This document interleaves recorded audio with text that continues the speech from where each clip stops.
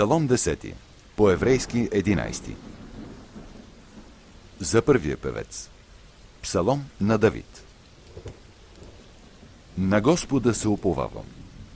Как тогава ми казвате, отлети на планината като птица?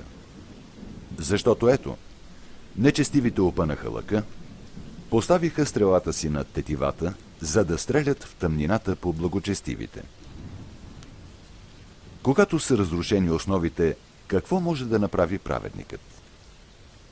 Господ е в светия си храм. Престолът на Господа е на небесата. Очите му бдят, погледът му изпитва хората.